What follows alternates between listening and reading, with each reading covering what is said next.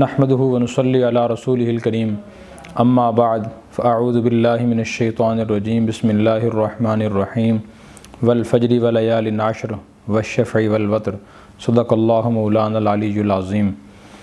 محترم سامعین، عشر ذی الحجہ شروع ہو چکا ہے اور اس کی آج 3 تاریخ ہے۔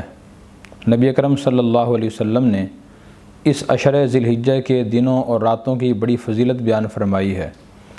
اس کی وجہ یہ ہے کہ ان 10 دنوں میں 2 اہم عبادات انجام دی جاتی ہیں، ایک قربانی کی عبادت اور دوسرے حج کی عبادت، اور عرصہ دراز سے یہ عبادات انجام دی جا رہی ہیں۔ اللہ تعالیٰ نے قرآن کریم میں اسی لیے ان 10 راتوں کی قسم اٹھائی، فرمایا والفجر، فجر کی قسم، ولیال عشر، اور 10 راتوں کی قسم۔ مفسرین نے فرمایا ان 10 راتوں سے مراد ذی الحجہ کی پہلی 10 راتیں ہیں۔ نبی اکرم صلی اللہ علیہ وسلم نے اپنی احادیث مبارکہ میں ان 10 دنوں اور راتوں کی اہمیت بیان فرمائی۔ آپ نے فرمایا کہ ذی الحجہ کے پہلے 10 دنوں میں سے 8 دن کے ہر روزے کا ثواب اللہ تبارک و تعالیٰ نے 1 سال کے روزوں کے برابر رکھا ہے۔ یعنی کوئی مسلمان یکم ذی الحجہ سے 8 ذی الحجہ تک 8 دن یا کسی ایک دن بھی ایک روزہ رکھے گا تو اسے ہر روزے کے بدلے میں 1 سال کے روزوں کا ثواب ملے گا، اور 9ویں ذی الحجہ کے روزے کا ثواب 2 سال کے روزوں کے برابر ہے۔ یعنی جو شخص 9ویں ذی الحجہ کا روزہ رکھے گا اس کو اتنا ثواب ملے گویا کہ اس نے 2 سال روزے رکھے ہیں، اتنا ثواب اللہ تعالیٰ اسے عطا فرمائیں گے۔ راتوں کی فضیلت بھی ہے کہ راتوں کو عبادت کی جائے اپنی استطاعت کے مطابق۔ ایک تو آپ نے روزے کی ترغیب دی، دوسرا آپ نے عبادت کی ترغیب دی۔ ہر مسلمان کو ان 10 دنوں میں خاص طور پر اپنی عبادت بڑھا دینی چاہیے۔ ذمہ دار مسلمان فرض عبادت تو ادا کرتا ہی ہے، نماز پڑھتا ہے اور دوسرے فرائض کو ادا کرتا ہے، لیکن جو نفل عبادات ہیں ان میں ہمیں مزید اضافہ کر دینا چاہیے۔ خدا نہ خواستہ کوئی مسلمان اگر پہلے فرض عبادت نہیں کرتا تو اسے نفل عبادت ان دنوں میں خاص طور پر شروع کر دینی چاہیے۔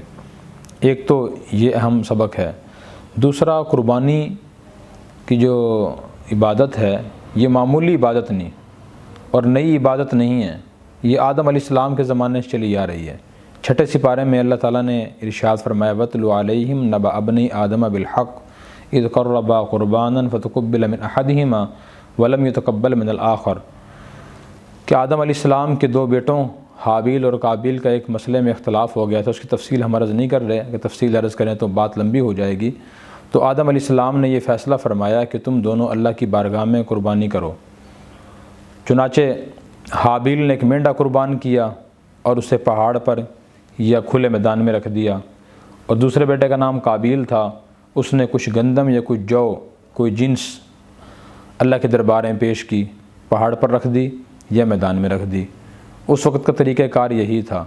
اللہ تعالیٰ کو جسی قربانی منظور کرنا ہوتی تو اللہ تعالیٰ آسمان سے آگ بھیجتے تھے اور وہ آگ آ کر اس قربانی کی چیز کو جلا دیتی تھی۔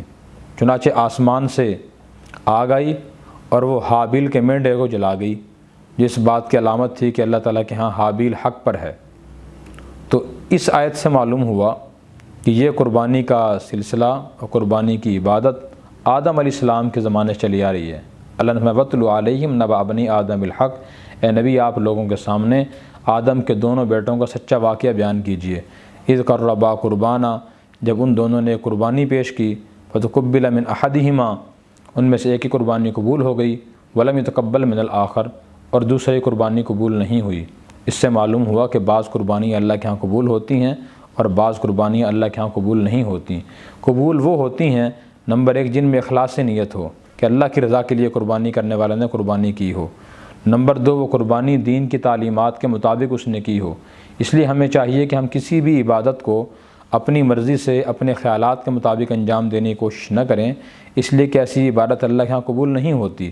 اللہ کے ہاں وہی عبادت قبول ہوتی ہے جو اللہ تعالیٰ کے احکامات نبی کریم صلی اللہ علیہ وسلم کے طریقے کے مطابق انجام دی جاتی ہے۔ اللہ تعالیٰ ہمیں ہر عبادت اخلاص نیت سے اور دینی آداب کی رعایت رکھتے ہوئے انجام دینے کی توفیق عطا فرمائے۔